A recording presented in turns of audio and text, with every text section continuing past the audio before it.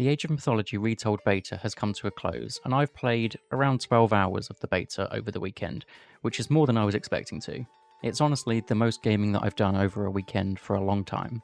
I just couldn't seem to put it down. Here are some of my first impressions and some takeaways.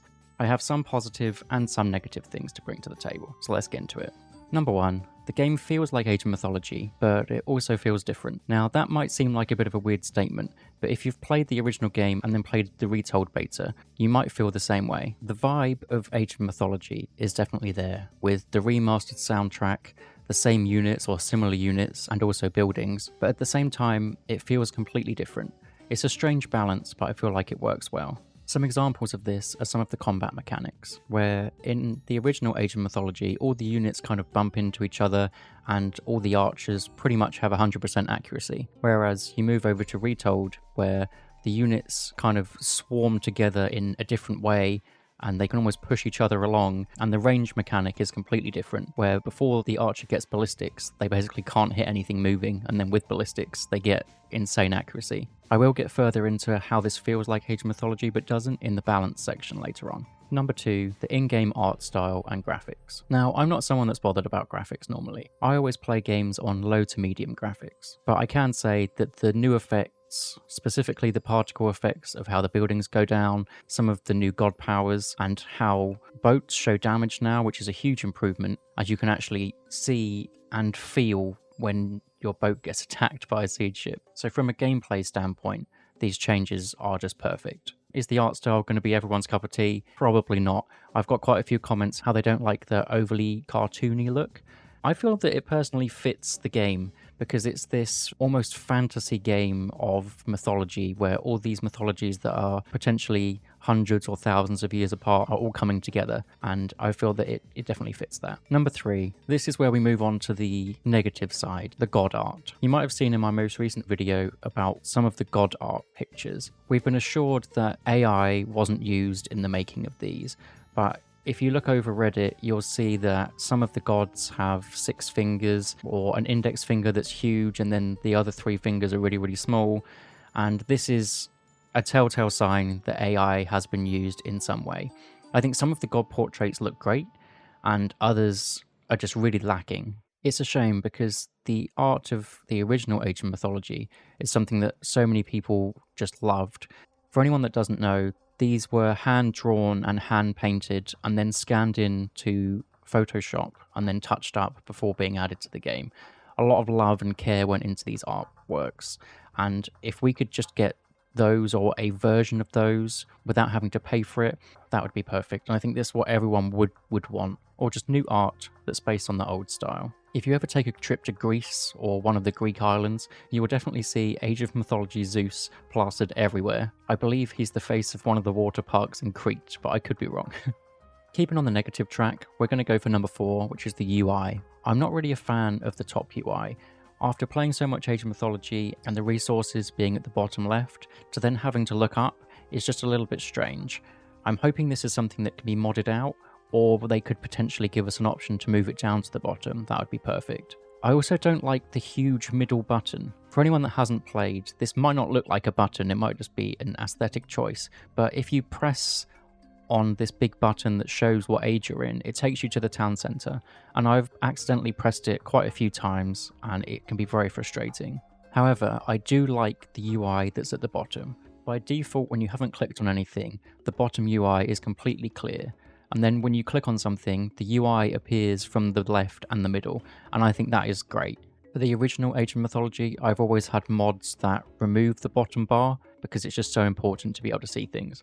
Number 5, we have everyone's favourite topic, which is auto queue. There was a lot of speculation whether auto queue would be in the game, and I can tell you now that there is auto queue for economic units. So even in ranked games, you have auto queue for villagers, dwarfs, fishing ships, and caravans. Whereas in your ranked games, you won't have auto queue for any military buildings. But there is an option to turn it on in single player and multiplayer casual games. I feel they've struck a good balance here. Personally, I was very skeptical about not having auto queue, as I've used it for years, and to be honest, it has probably become a bit of a crutch. Whereas being able to play Retold without it, first of all, I'm so glad they have it on villagers because I'd be missing so many villager cycles. But not having auto queue on your military really makes you think. Apart from those times that you are going to miss out on the military because you forgot that auto queue doesn't exist. That definitely happened to me within a few games. One way to stop this from happening is just to build so many more military buildings. So I think when I played against Fitzbro, I had like 13 military academies, just all queuing up hoplites. And that's something that without auto queue, I would have only needed 5 or 6 buildings. I mean, if you are on top of it, you still only need those 5 or 6 buildings. But if auto queue not being in it was a reason that you weren't going to get the game, then auto queue will be in it for casual games, so you don't have to worry there. Number 6 is optimizations and quality of life changes. Obviously, with the original game being 20 years old, there was so much to improve on. I just wanted to share a few of these, which makes the game feel so much smoother. There are now things like a radius on everything, so if you want to put a monument down and you want to know the range of the ISIS blocking God powers tech, then it has a radius for that. If you want to drop an obelisk down, you can see before you place the obelisk how much line of sight that's going to have. The same as if you drop a fortress or a tower. This is something that I've always wanted, and it's such an easy thing to put in the game, but it makes a big difference. Another is shift-clicking villagers. If you shift-click villagers on Age of Mythology, the original version, with 20 villagers, they will all wait for all 20 to drop off before going back to their task that you've shift-clicked them to do. Whereas now, they all individually have a brain, which saves so much time, especially when you want to force drop resources for advancing to the next stage. There's now hotkeys for god powers and tech upgrades. It feels so nice to go to your town centre and hit Z to go up to the next stage, or going to the armory and then going QWE to get all of your armory upgrades. Those are probably my top 3 that I've thought about, but there's so many of these small changes. Number 7 is balance, and there's a lot of balance changes. Probably one of the biggest is that there is no hunting dogs anymore. So hunting dogs was the technology which made you gather from hunt faster. And it was something that if there was hunt on the map, you just had to get that technology. So they've got rid of it, which I think is the perfect thing to do. If it's a tech you always have to buy, what's the point in it existing? So now this gives you more choice over your early game. Do you want to use those extra resources to get an early pickaxe? Do you want to use those resources to get your temple and advance really quick? This is something where now it just gives you a bit of choice, whereas before you would just get hunting dogs, and if you didn't, you were behind. Along with this hunting dogs change, I also feel that there is always hunt within line of sight of your town centre. Now, I could be wrong, but of all the games that I've played, there's always been a good amount of hunt in your starting base. And that's something that in the original game always bugged me, where if you don't have hunt in your starting line of sight and you can't find it in time, and your opponent does, you've basically lost.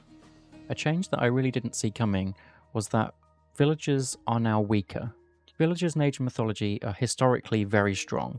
If your opponent sends 2 or 3 units to raid you, you can easily turn back and fight, run the unit away that's being attacked, and their raid is basically over. Whereas now, your villagers have less armor and less attack to actually fight back with. So this means that raiding feels better than ever and stronger than ever.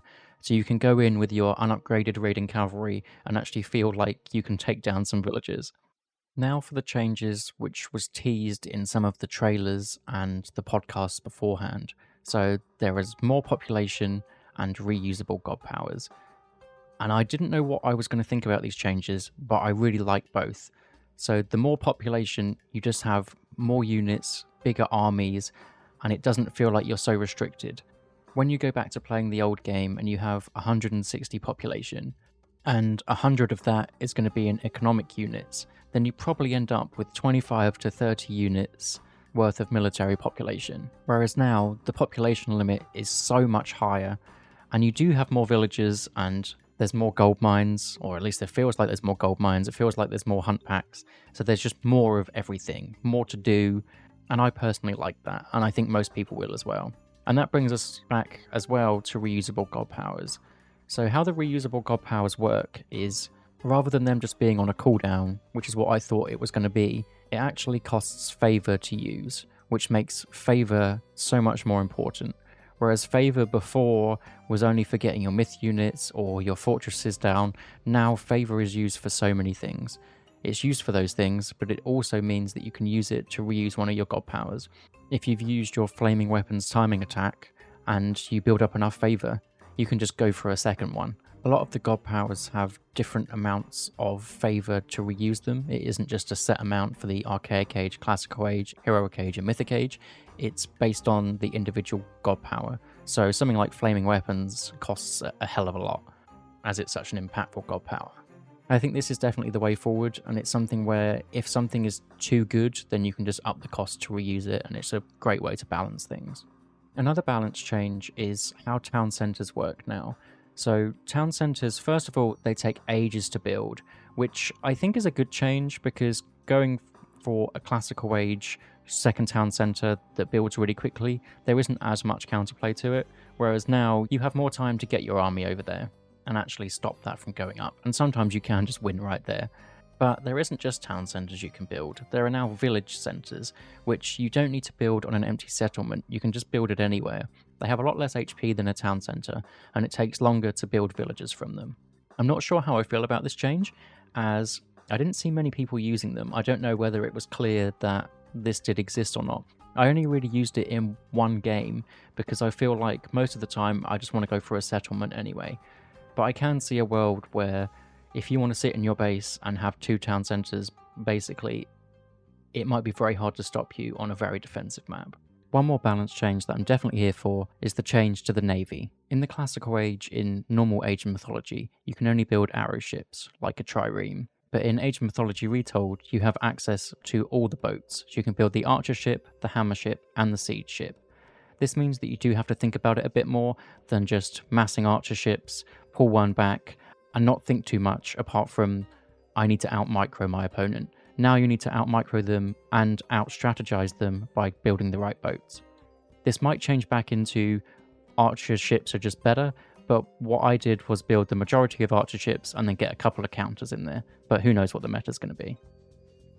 And lastly, I just wanted to touch on the campaign. So I didn't actually play the campaign, as I want the experience of being able to play through the whole thing rather than just the first 5 missions, but I did play the tutorial. And when the tutorial started and it was the original Athena's voice acting, I was so excited for it. I thought, they've managed to get Athena back, maybe they've got some of the other voice actors too. Then it moved on to the second part of the tutorial, and Athena's voice completely changed to something else, and it is clear that there is a whole new cast of voice actors. I'm not a fan of this decision, but I can imagine trying to get the same voice actors 22 years later is probably going to be quite difficult. Overall, I really enjoyed the beta for Age of Mythology Retold, and I can't wait for the game to come out. If you enjoyed the original one and you haven't played it in a number of years, I think now is going to be the time to relive some of that. I really hope that Age of Mythology Retold does well, and there's plenty of expansions to keep us going in the future.